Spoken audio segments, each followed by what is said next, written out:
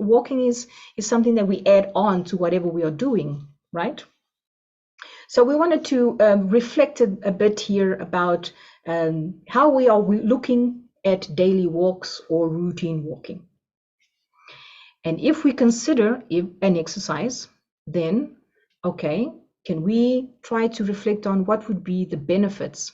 Because for me to decide if I'm going to do boxing or if I'm going to do a walk every day, that means there has to be clear benefits for one or the other. And if so, is any kind of walking? So if we consider, yes, walking is a valid exercise, it brings benefits, but does this mean that it has to be a very specific walk in order for us to get those benefits? These are all questions that we are going to go through today. And our next thought was, okay, so if we have a specific kind of walking, how can I make it more specific for me? Because we have different contexts, people have different experiences, you live in different places, and so sure there will always be adaptations for each person individually. So we also have to reflect on some of examples.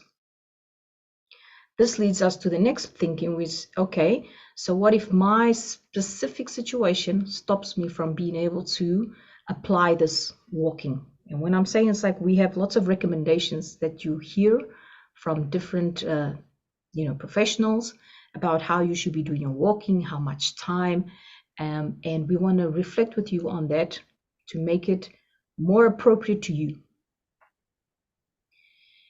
Then in walking, we can think about, there's a lot of types of walking. So is it a big difference if I'm just taking a walk or if I'm doing it in a more briskly way, so with more effort?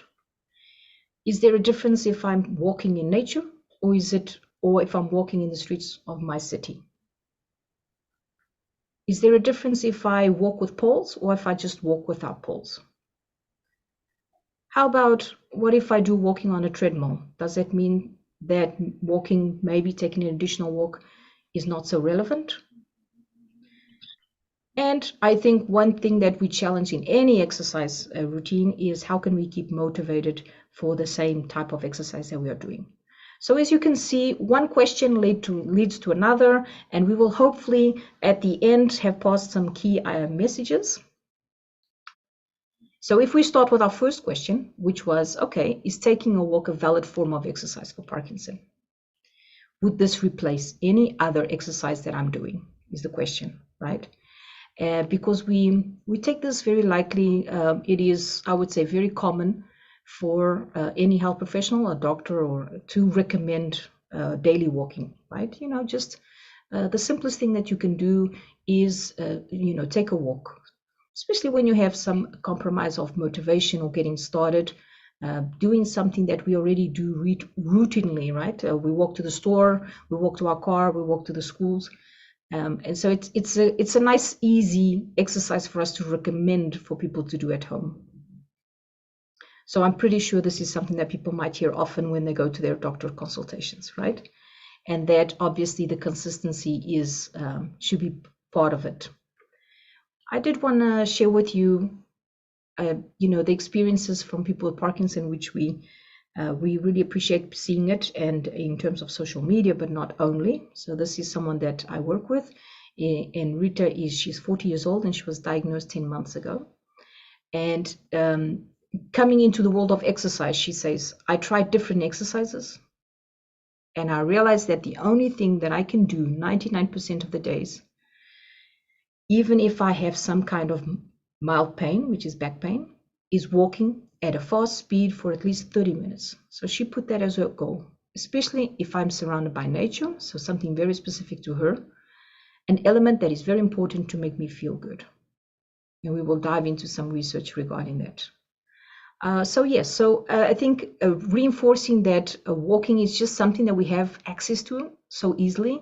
And I'm wondering if maybe the fact that it's so easy for us to incorporate it, that we might not be giving it the real attention that maybe it deserves. And that's what motivated this talk. If we are discussing what is good for me, obviously that we have to have a clear definition. If we are talking about walking faster, walking slower, walking on poles, walking on a treadmill, walking with your dog, hiking, trekking, walking on the beach, what is the real difference and what is the meaning for Parkinson specifically.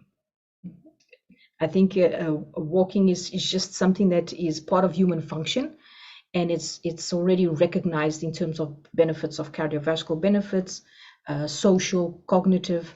And so I wanted to really probably dig into better into what is really specific to Parkinson. If I had to answer and convince someone to do walking because of your Parkinson, what I would say would be this. It is the means that you have to keep your autonomy. Why? Because the more specific of what you're training is to what you need, then the better the brain learns the movement and the better you can maintain that function. Now, without being dramatic, this has to do with our capacity to continue walking and to always walk the best way. So if I had to summarize a big list of benefits that exist in general, this would be the main one. It's our ability to maintain our autonomy, is to keep focusing on training what we need, which would be walking, and as we know, unfortunately, is something that is challenged continuously throughout Parkinson. If we want to go into deeper details, I would say this is probably the list of why people should be training walking. As you can see, hopefully the video will play. Just to give you an image of someone as the person is walking and is talking as well, and we can identify all this elements of the rigidity, the speed that the person is, the size of the steps, the way more time is spent on one foot or the other, the tremor. So there is a lot of things that are going on that are challenging gait continuously, and that if people are aware of it, they can actually work on it better, and so that we can delay this process, and it's possible to delay. So there's things that we expect that will happen, and then there are situations where we might have more crisis situations with specific problems and complications that might come upon. Let me give you an example. So what would we expect? This is somebody that, as I said, I follow people for many years, so we have different videos. And what I just want to share is, like, we do assessments, and, as a physiotherapist, we try to, this one, it was even hard in the beginning of the diagnosis of this gentleman to even get the very standard tests that we do, like time up and go, because you can see his speed is the gait. If you look at it, it's very functional. The only thing that we might see is the right arm that's not moving so much, and there might be a little tremor there. As time passes by, we still have good speed. We have a little bit more rigidity. You see the movement, more rigidity in the trunk, more slow movement. The step size are becoming shorter. So this is well described, and we have to find ways to be able to help people delay this as much as possible. When we talk about those specific situations, crisis situations, complications that might happen, I just wanted to highlight that we have several talks on this, on specifically freezing of gait, and because I think we won't go into details today unless somebody really asks a question on it, because it's a complex phenomenon that also has lots of non-pharmacological interventions and strategies for you to use to bypass it. But unfortunately, the scientific community has not really worked this one out yet in a satisfactory way. The message that we wanted to pass is basically, if we look at our decisions, we take a decision. I want to continue walking. And so if I look at it, it's like my body's a bicycle, right? If I leave my bicycle in the garage, you can imagine that after 6 months, 1 year, that the bicycle is not going to be in very good shape. So we have a choice. If we want to keep our walking, we have to train walking somehow. Okay, so if I've convinced you that walking is critical in Parkinson, now probably you're thinking, okay, is any kind of walking good? Can I just pick up, get out of the couch and go for a walk? And would that be good enough? Let's discuss that. The main goal of our presentations is for us to, create a little bit more of thinking and creating these questions for you. The easy answer is there's so much research done that can be used, and it should be used, to guide us on recommendations. So getting access to professionals that know about Parkinson will help you modify and personalize those type of walkings. There's no reason that people can say, just go for a walk, unless motivation is an issue. There's always an exception between doing nothing and doing something. The something always wins. But imagining that people are already doing it, can we do better? I think is usually when people are motivated to fight against Parkinson, it's like, am I sure that what I'm doing is good enough? Can I do better? At least this is what people usually ask us. And so these are just examples of research papers that we will touch upon and integrate in the talk that we will have after. Okay, so let us think, how can we make the walks better for Parkinson? And what would this mean, right? Let's focus on something that we all may agree on that is changed in Parkinson. So you all saw from the videos that there seem to be a lot of rigidity in the trunk, right? So one thing that we do know, there is reduced trunk motion. And even though we haven't specifically correlated this to Parkinson, what this means is that the space between your feet is going to be more narrow. Okay, so imagine this. If your trunk is more rigid, that means the step width will be reduced. The space between your feet will be reduced. Okay, is a key message. And what this means is, even if you're walking in the streets and you think that your step size is big, yes, it can be big, but the space between the feet is still small. So it's almost like you're walking on a line. And being aware of this helps you think about strategies. How can I improve this? How can I reduce this? So following this rationale, you can see how therapists and health professionals will either be telling you to take big steps, but keep in mindful, this one is a very common one. It's the narrow base between the 2 feet that is bringing instability. The importance of this is that this affects your balance. And some people report when they're walking that they might have more pain, there's more compensation, there's a lot going on that can justify not feeling safe or unbalanced, will make you feel tired more quickly. So that's where the fatigue, I would describe this almost like a snowball, right? And what we are trying to decide in science is, where does it start? And that's challenging because we need more and more research to be able to understand these underlying mechanisms that are going behind.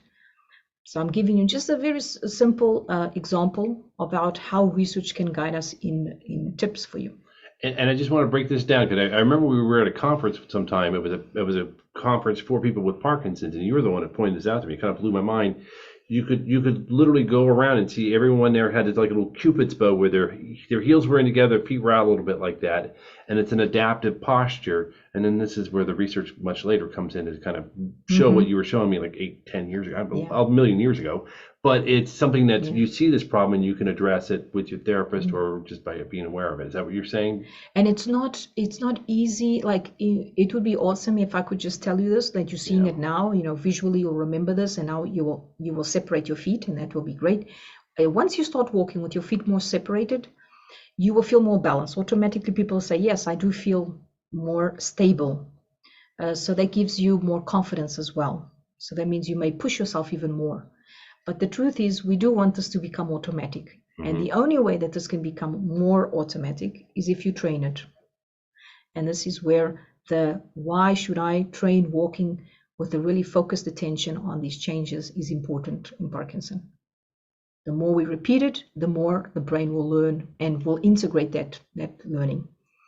So when I think about a snowball, it's like the more we can go back on problems, we can find other strategies that might influence the whole process. So just diving into the literature, we see this. It says, oh, isn't this interesting? So as you know, in the many people report that one of the reasons that took them to diagnose to the doctor was one of the arms weren't moving, and maybe the person didn't even notice, but the family did. So it's something that others identify. Wait, he's not moving his arm when he's walking, more rigid walking. So interesting. Okay, so if we know that it is the arms that are influencing the trunk, what can we do about this? If I focus my attention on the arms, okay, I have a new strategy. I have a new. So it's like I can focus my attention on separating my feet and influence the process, or I can go back to this, go back into the cause of the cause of the cause, as I call it. This is someone that I work with that I was telling you earlier, that we've been working for more than 15 years together, ongoing. And he comes in the clinic the other day and he says, "Oh, I remember something that you taught me. It's about not putting my hands in my pocket. It's something that I'm always reinforcing, good patterns of walking." Yeah, oh really? Why? And I tripped and I almost fell. I'm like, we're concerned about falling in the long term, like the continuous changes, and we know that this is a risk. And then, but before I judged or told him not to do it, I was curious to ask why. Why did he have it, knowing that we shouldn't be doing it? Why did he do it? And of course, by logic, it was cold, so he put his hands in his pocket, right? And people take decisions because we automatically want to be more comfortable. And so it was interesting for us to think about why we're doing something, and is it really something that can be bypassed? So if you are cold, what's the option that we can do? Get some gloves. Yeah, if I say gloves sound pretty good to me. Could be an option. Or Okay, mittens. I would say it's better to have gloves than have a fall and then good. So if we're thinking now, we're focusing our attention on the arms. Does it really make a difference? And we wanted to show you here a video. Hopefully they are playing well. So this is also a person with Parkinson, and her left sided is most affected. You can see she's swinging nicely her right arm. And then there's something that this was comfort zone. So comfort was having her bag on that side seems to restrict a little bit the use of the left hand. And one of the things that people are often transmitting is that we want you to engage with the most affected side. So we want, the brain is forgetting about that side. There's always an asymmetry in Parkinson. There's always one side more affected than the other. It is something that is part of the diagnosis. There has to be an asymmetry. Sometimes you might not feel it so much if it's the right side, because you already used your right side so much. But in common situations, there's always one side that you feel weaker than the other. And we want to think about that side. We want to engage it. So here, we don't even have to think about the right arm. The right arm is doing automatically. We have to find a way for the person to engage the left one. So we try different things. We try changing the bag to the other side and challenging the person to focus on the arm. Yes, the person's doing, but the speed seems less, right? So when we change something, we have to accept that probably especially when you're learning something new, you will probably have a learning effect. So that means you are slower. You can see the person is, because she's focusing attention on the walking and on the arm, she's walking slower. Is this negative? This is what it's like, is it better to just walk with better speed or to better quality, as you can see? This is the baseline of this talk, is that you understand that it is more beneficial for us to avoid compensations when we are walking as a means for us to delay problems in Parkinson. And hopefully you all can agree with this. So it's less speed. I will take longer to get to where I want, but I'm doing it well. And if we are doing it well, we're going to get less tired. We will we'll do more times this, and so we will eventually get faster as well. But there's a process that goes into this. Just to clarify, the compensations are? You can have compensations like in terms of posture, as you could see in the video that we were showing. There's a tendency for the person to go in more to what I call comfort zone. So it's where she feels more comfortable is on the right. There's a detail that I was forgetting, is the person's also walking on the right, which is actually John. He's walking there. And just where people are placed. So if you are walking with someone, consider trying different things. So either the person's on the right or the person's on the left, and that will stimulate you in a different way. It might make you feel uncomfortable if the person was on the other side, which makes you feel more slow. Remember And that just means when I usually have this rule, which is if it feels uncomfortable, that means it's probably right. Because the truth is, people are making or walking in because they want to go from A to B, so they're not really thinking about this. So it's the body will use what it feels more stronger. And we want to convince the brain that he has to continue using everything. So for a while you are learning how to do it better again, it will probably feel uncomfortable. Awkward walking, I think.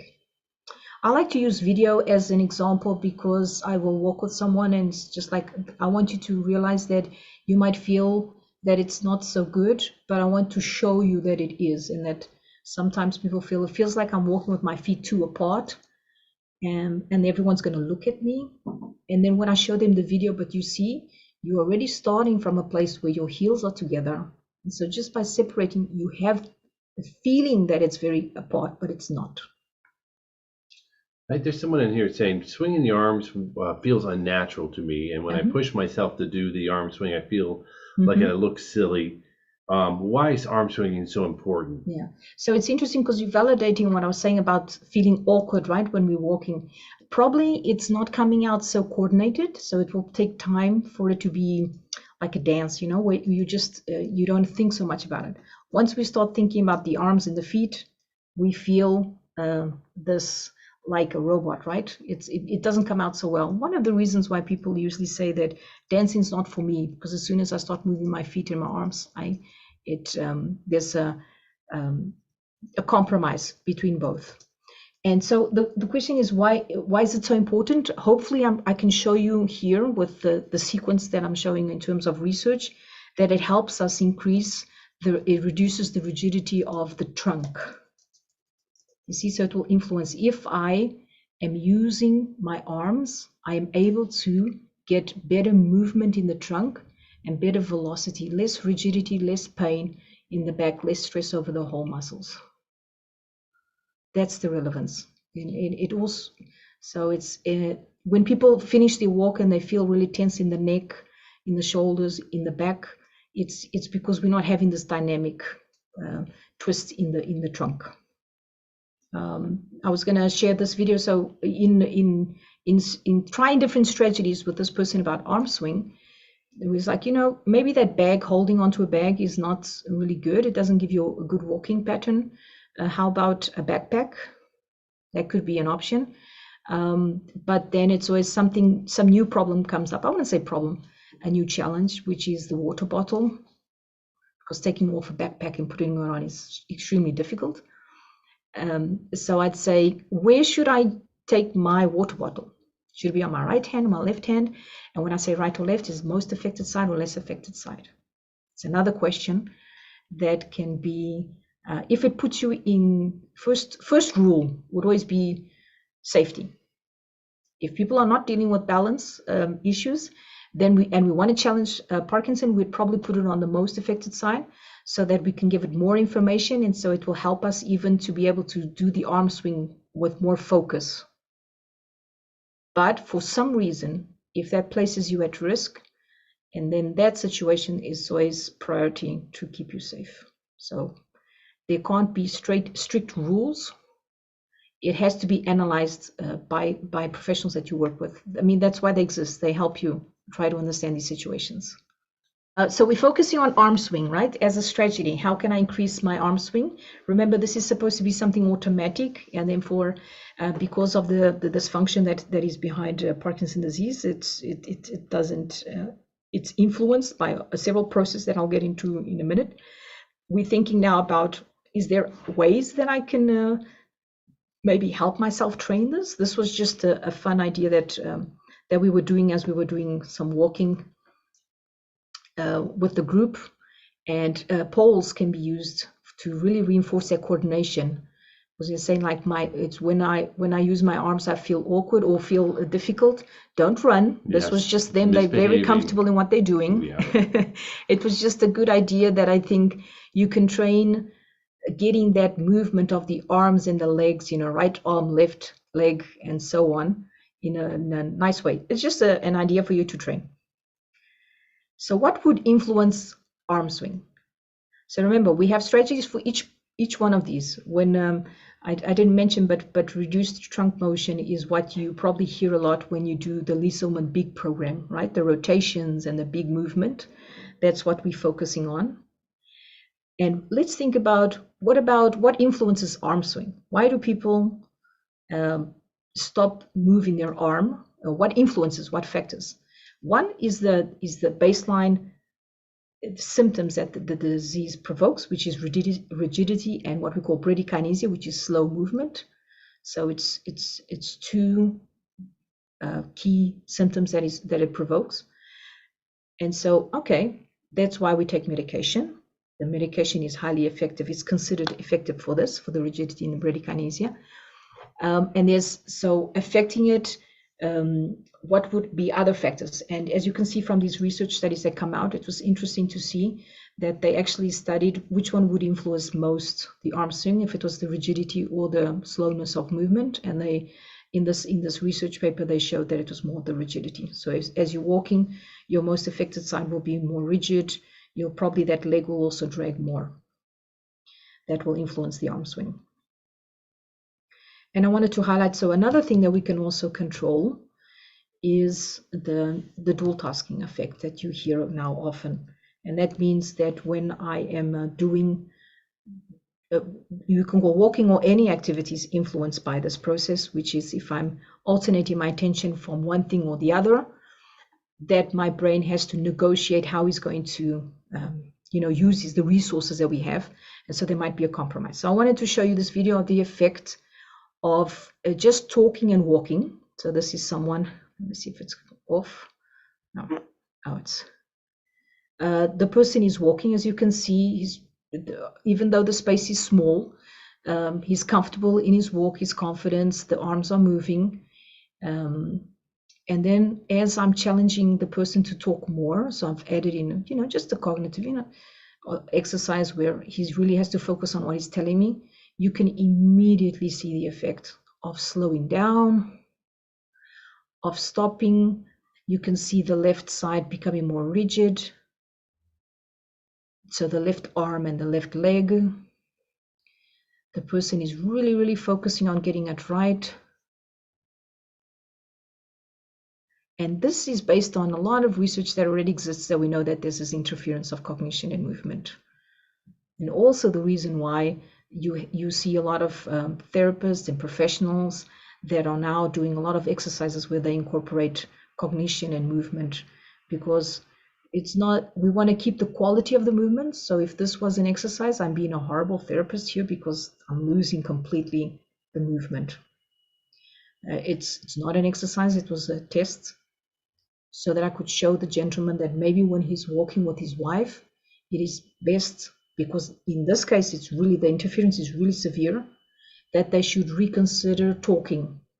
He's getting confused, right? They should reconsider maybe the amount of talking when they go out for walks. So this is the type of things that we can learn from these experiences. So if you take a moment and you think about, how do I do my walking, and do I stop often if I'm talking with someone? Because it's more enjoyable if we do walks with people, right? There's a social element to it, and socializing brings on cognitive benefits as well. But if it is something that is interfering to the point where you are stopping often to talk, if you're slowing down, if you are unable to have moments where you're really focusing on your steps, on your arms, then it's probably not been so beneficial. And let's go back to the definition that I said earlier. If my goal is I want to go take a walk because I'm feeling anxious, and if I walk, it helps me, then forget everything I said. Okay? Because the goal here is for us to define what you want to improve. If we are talking about, can I do walks that help me to delay problems that we know might happen in Parkinson, then what we are talking about is tips and strategies that you can use so that you can enrich that. But if I use it for a specific reason, because I'm more sad, I'm depressed, there are moments that I just don't feel like doing any type of exercise, but I can still handle walking, then, your challenge, your success is already getting out of the couch and doing it. Okay, I just want to be mindful of that. Depending on your reason why you're doing it, you're going to incorporate or not the different strategies that we are talking about today. When we think about specific to the person, we have to talk about, okay, so what's the endurance, what's the intensity, we have general recommendations that you can hear people saying about maybe 30 minutes per day, different 10,000 steps. These are all things that we might hear about walking. And it goes in line with what I just said. It depends on your goal, right? If I'm someone that is only able to walk for 10 minutes, the good news is that we can accumulate those 10 minutes. So 10 plus 10 plus 10 gives you the 30 minutes that the recommendations are telling us. And we can build that up, right? So I think we have people, so this was on the question is that, that do more than that, right? So 1 hour walking, is this beneficial or not? How do you feel after your walk? Should be a key question that you ask yourself. Because if you do feel fatigued, then you should probably consider the quality of the walk that you're doing, but also maybe reducing a little bit more and then gaining. This is like everything that we do. We don't go to the gym and start, running on a treadmill. We work on getting to that fitness level where we can push ourselves more.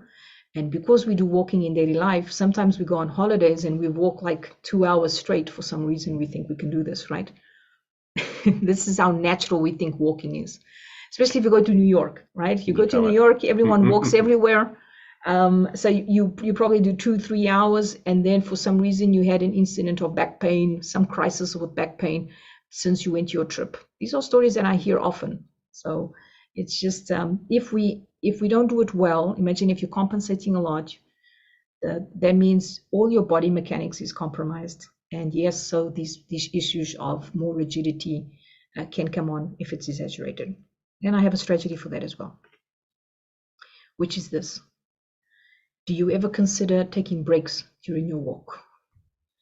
And we had 75% of the people that answered said no. Or even, no, the dog won't let me. Yes, only to watch the sunset or the animals. Yeah, this is good. To watch the sunset means my eyesight, I'm not looking at my watch or at my phone. Not if I'm just walking outside, broken up, if walk includes grocery store, cleaning houses, right? So I think the main concern is if I'm walking and I stop, then maybe I'm not going to get the workout that I want. But the truth is, if we do stop, we can reset movement, right? So one of my greatest recommendations that I usually tell people when I'm recommending, do a daily walk, see if you can incorporate that, because if something should happen in this, I used to say this before COVID, but COVID is a good example, and you are unable to have access to your therapist and to your classes, this is something that you've already incorporated in your daily life. And this is something that's meaningful for you to train. And using these stops, I usually say, see how many seats that you have in your trajectory that you're walking, which means seats where people sit. A bench or something a bench that people have in the parks or something, or in the streets, or something that you can stop on.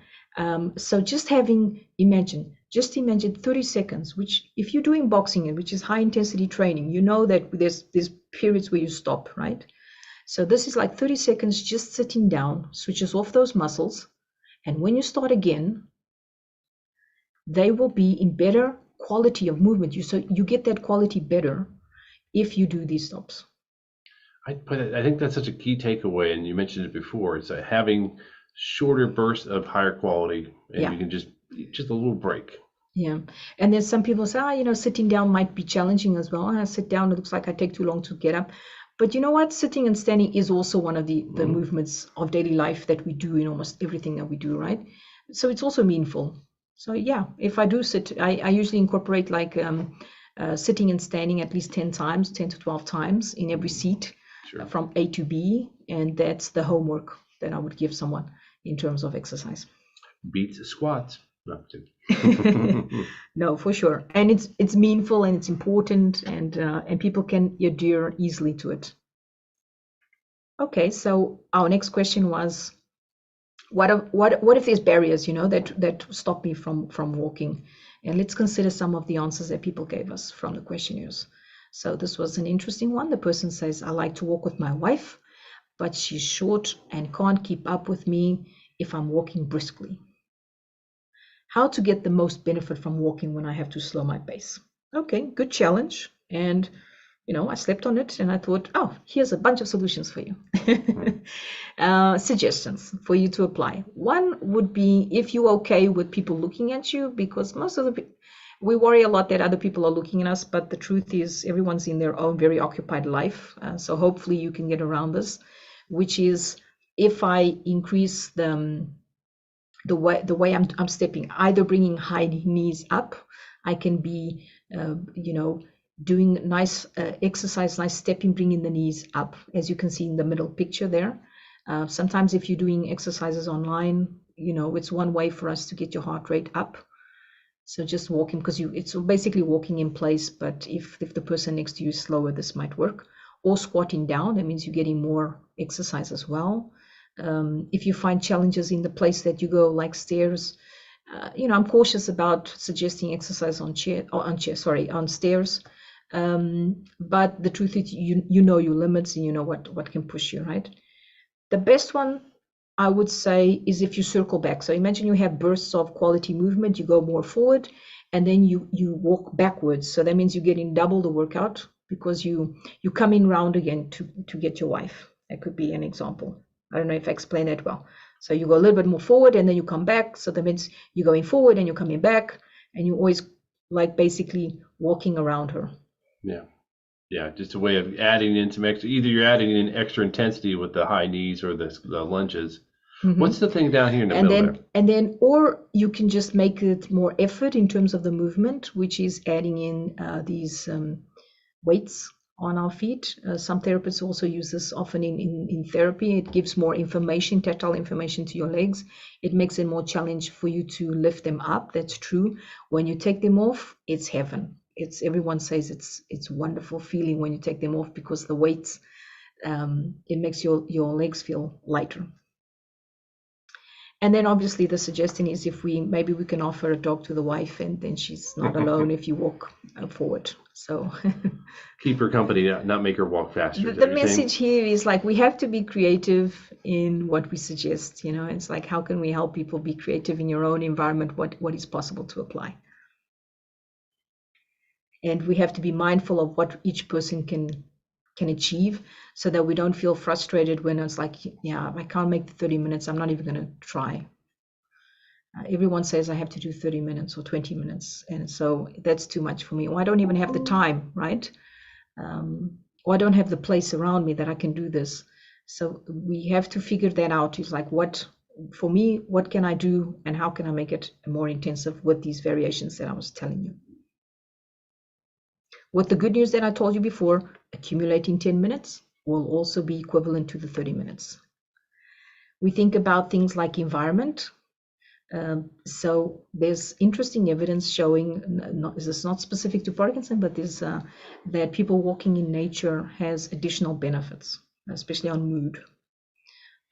Not accessible to everyone, but so that that if it's possible for you to use nature in your favor, that would also be an additional benefit. I could see you getting some of the right light spectrum too by being outside. Otherwise, you're indoors the whole time. And when you think about specific situations of people, consider what's more safest for you and better quality, which is maybe if I'm alone, I can focus on my walking. But if the places where I'm walking, it's very isolated. So if I'm alone, that's also not safe. All these variations, all these variables have to weigh on your decisions. And then obviously, defining, what's important. Is it more important for me to be able to do every single day the same trajectory, so from A to B, or should I go from A to C and challenge myself? Again, this always comes back to your goal, right? When we challenge ourselves, that means that if there's any variation in the environment, we are stronger to fight against it. But at the same time, motivation is an issue. So there's people that find comfort in doing the same. As long as you are challenging yourself with good quality walking, then I think it's good. This was the difference between walking with somebody in terms you have to go with their speed, right? So you compromise the quality, maybe you can push yourself more, but if you're in a group, you have to go according to the group. Or you can use those strategies that I told you, right? Go more forward and come back, could be an option. If I'm alone, I can use the environment to my favor. This gentleman, this is actually very good speed for him. He's really focused on his walking. He has one foot on each side, one on the green and one on the white, right? On purpose, so that it can help him remember to keep his feet apart. It brings it full circle for sure. Yeah. Okay, so safe environments makes total sense. If you ever at the beach, I'm going to tell you it's one of the best places to train gait. You can really see the asymmetry in one foot or the other. You can draw a line and make people really reinforce stepping on one side, stepping on the other.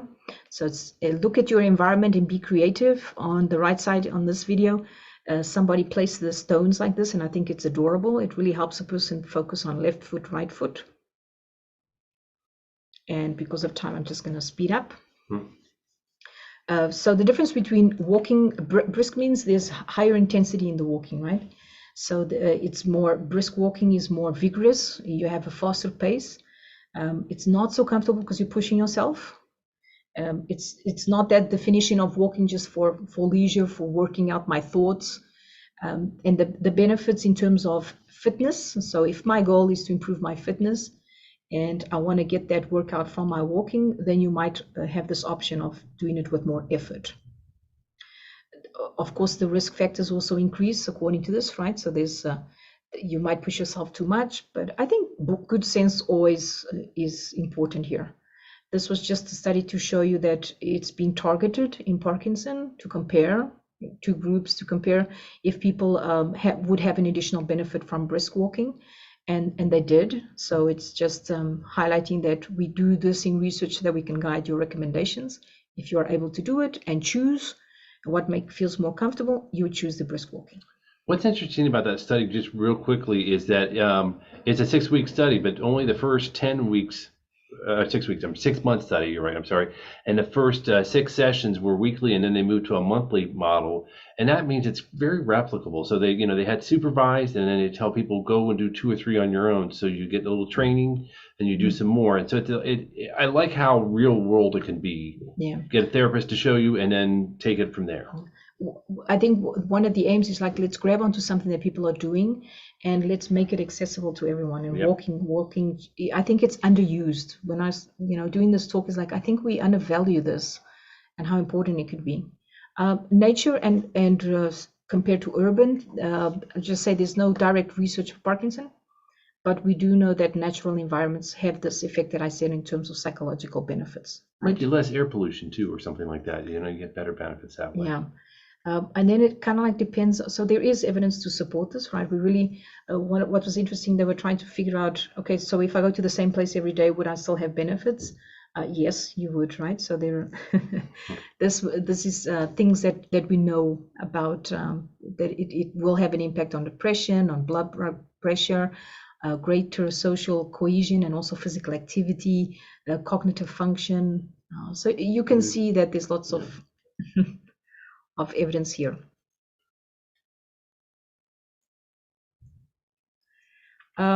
What I would highlight, maybe if we're thinking about Parkinson, if I'm walking in nature, there are more variables, which is risks, right? And we know, if I compare this to the city, okay, we also have lots of obstacles. If you can see human obstacles, I wouldn't even call this walk training, as obstacle training. If this is the option that you have to walk, it's highly challenging. It will train other things, so it's not poor. It's good, poor in terms of quality of movement.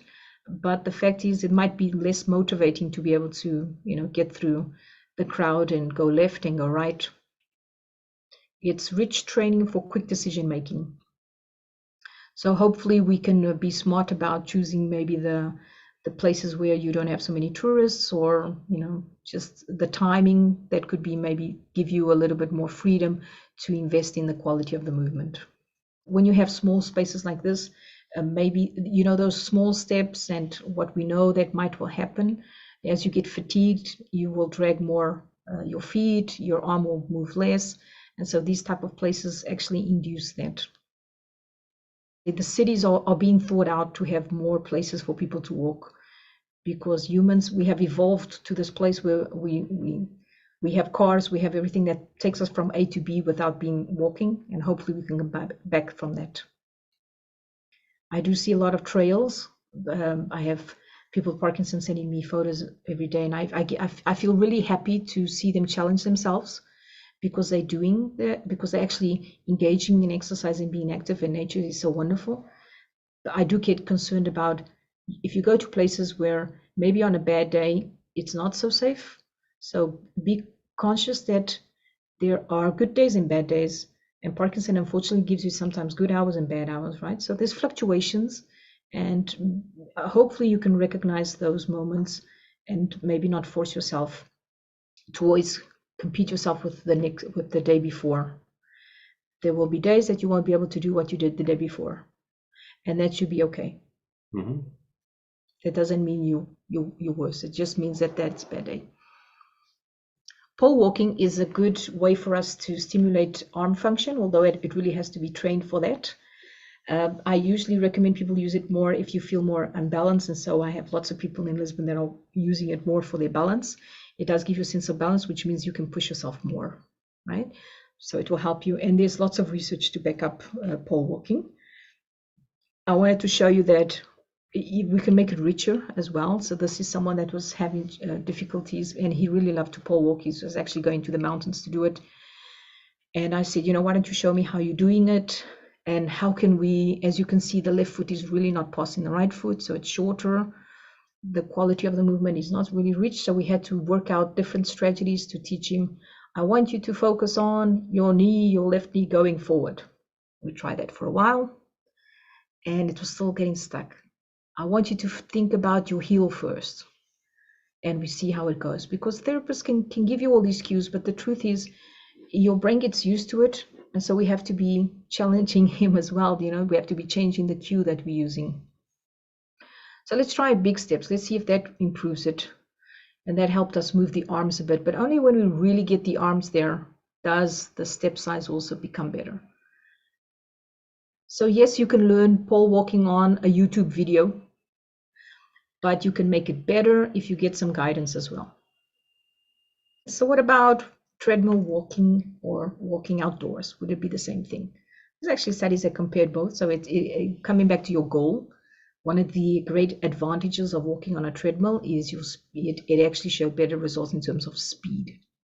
So walking faster with bigger steps, and it will also depend if you add to the treadmill something, which is this cueing. We know we have greater benefits if the person is really focusing on placing good steps. One foot passes the other, and make sure that there's no compensations.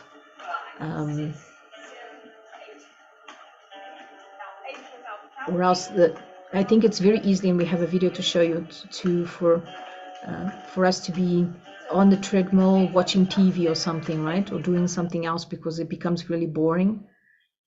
This is what people usually tell me, and I agree with them. So we have to find ways to, can I have a ball here or something that you can kick, so that we can guarantee that the quality of your movement maintains as you are doing something else.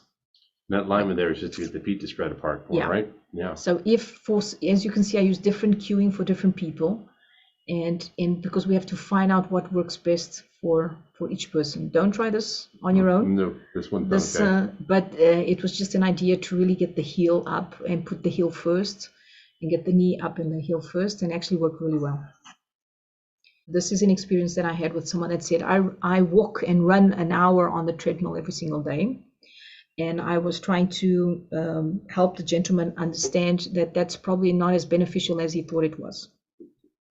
So I was having difficulty passing my messages, and I said, you know what, why don't you come in and I'll film you and I'll show you. So this is just actually a brief cut of a whole hour of walking on the treadmill, and the compensations that start happening, especially 30 minutes in.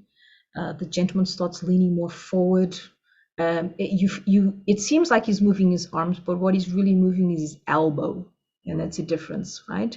If it looks like I'm moving my arms, it's the elbows that are bending, but the arms are, the shoulders are not moving. You can imagine that this person after this could easily have neck pain, back pain, besides the risk of, if he gets really tired, he can actually fall off the treadmill, as it happens in a slight moments there. The only way that I could show the gentleman that this was happening was by filming, because you don't perceive these changes, right? Just for motivation, which we know can be highly challenging, because it's not like, okay, like I've got my exercise 3 times a week, I'm going to do this, and twice a week I'm going to do that. Yeah, I'm going to add inner walking as well, but there's days that will not be so well, and we have to be mindful that of those changes, right? In mood affects motivation, and especially alerting the families for it, because it's like, oh, there's something wrong. There's one day that I don't feel so good. But the truth is when we do feel this, and because we know that, for example, walking helps us with mood.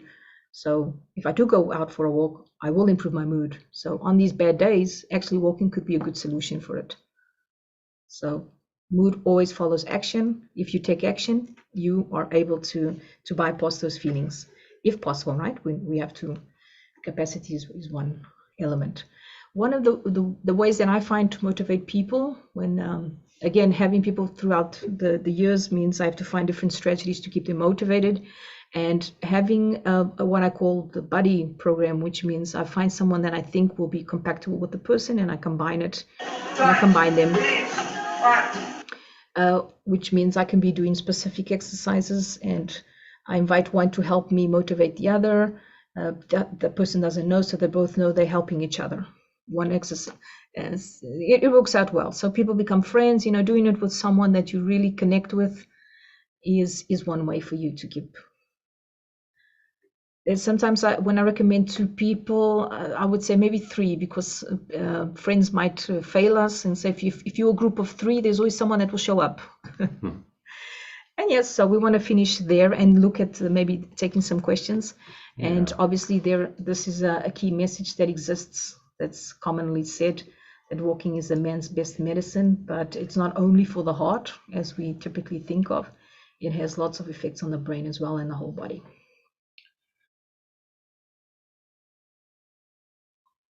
What happens if the pain overtakes the walking? Thank you for asking that, because I think the pain, back pain, right? That usually shows up after walking a bit, because of those. You saw this large gentleman's video after him walking 20 minutes, where his head was, where his posture was.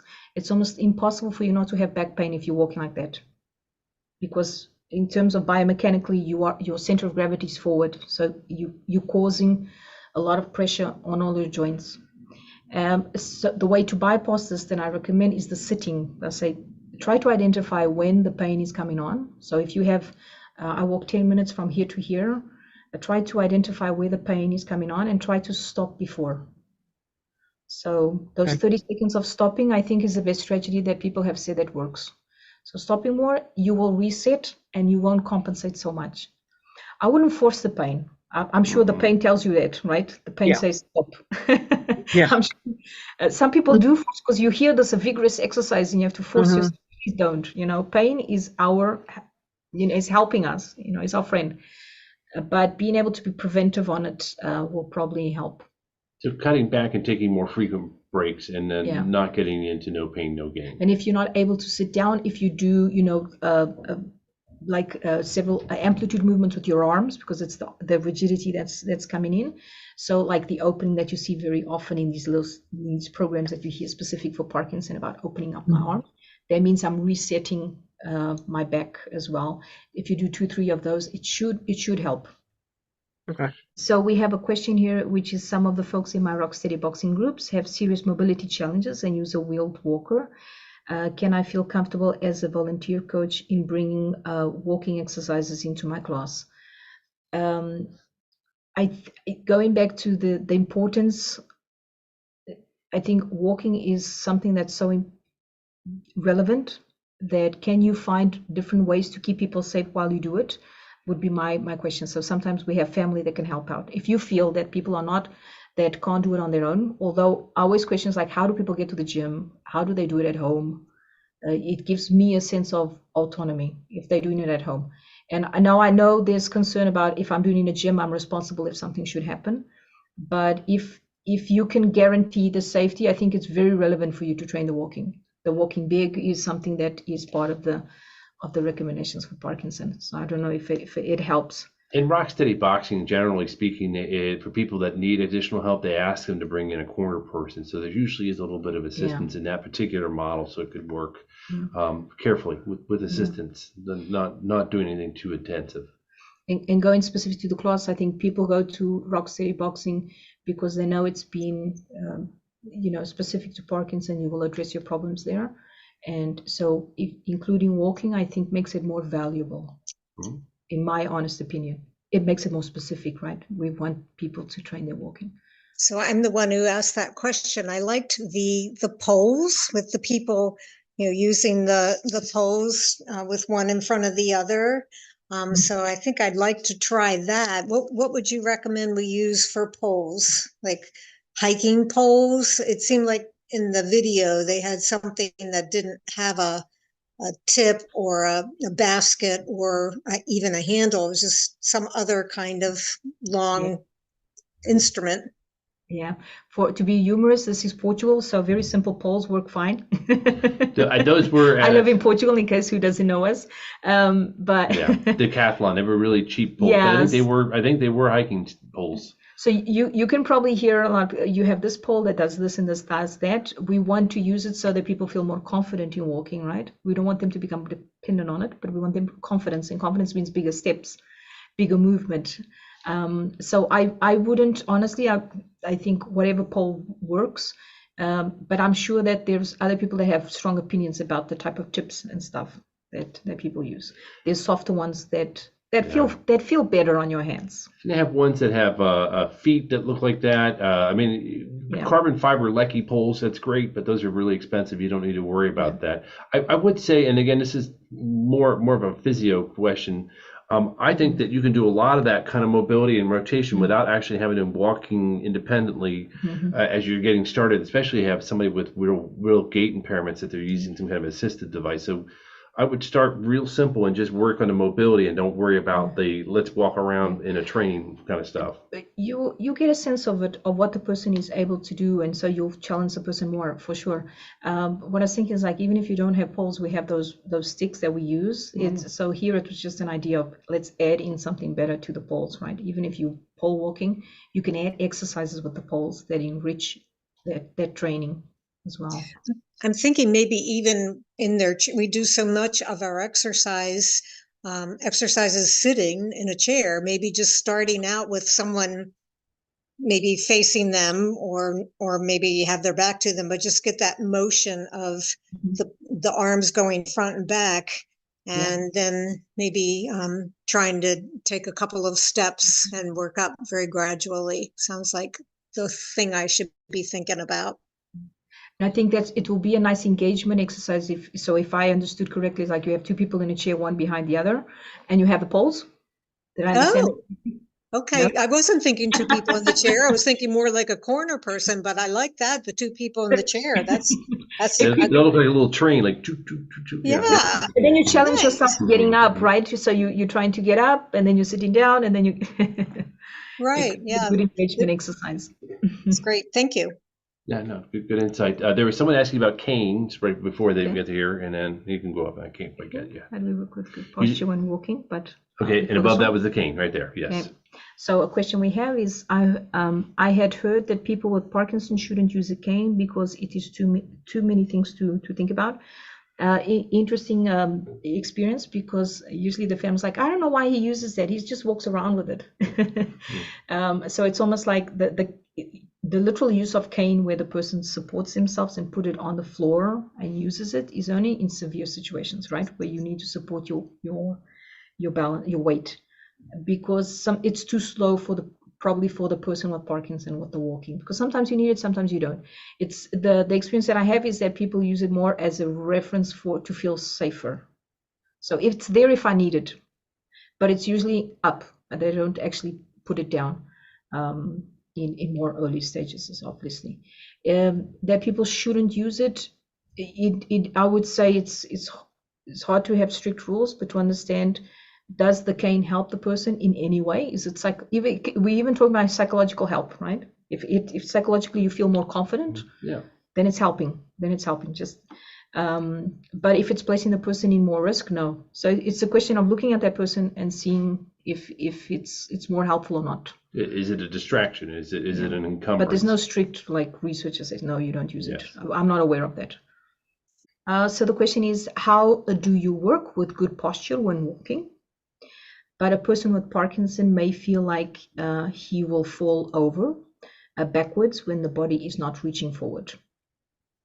The experience that I have is that as disease progresses, we have different perceptions. The person with Parkinson has different perceptions of where they are in space. And so sometimes in the beginning, you'll see the person actually taking some steps back to catch themselves, which means the center of gravity is more in the heel. And we know that as the disease progresses, the center of gravity comes more forward, and so you have more that posture of more inclined and the tip of the toes and shuffling gait. So we do know that there's a whole process, so it depends where we're talking. But the person feeling like he's going to fall over is probably because of the awareness in space is compromised, and that would probably require some training. Should be a little physio or something, yeah. How can we give the person confidence? I think if I want good quality, I have to make sure that the person feels comfortable and doesn't feel unsafe. And so it's like, where do I place my hand to be able to help the person? If I place it in the back, sometimes the person pushes in favor of our hand, so it goes behind. If I push the hand, if I put my hand here, it pushes me forward. So is there some strategy in terms of support that we can help the person feel where he is in space? I would probably train that with someone to figure out specifically for you. If you want to send me a video, I'm happy to be more intelligent in the answer. Well, you're welcome to send me videos. I love analyzing videos, and I can come up with lots of solutions. Right here in frame 7, you have. Okay, I'm kidding. Now, as I said, it's good when we see the video, when we put in slow motion, try to understand what is going on, what are the compensations, why is that happening, in what moment does it happen, and then for you to pinpoint the strategies that actually work. Or else we're just using general things. Yeah, it's not one size fits all. Just like Parkinson's is not one size fits all. Okay. Again, apologies if we're going a little bit over, but lovely questions, everybody. We hope that you found this helpful. We will edit this video, and Sonia will have it on the ipmdc.org, the Inova Parkinson's and Movement Disorders Center website, along with the slides, so you can come back and refer or share it with friends or whatever else you need to do with it. All right. So thank you for joining us today. Thank you all for coming in. Hopefully some information was useful, and we hope to see you walking there. Yeah. Thank you. Thank you, folks. Yeah. Thanks for coming in.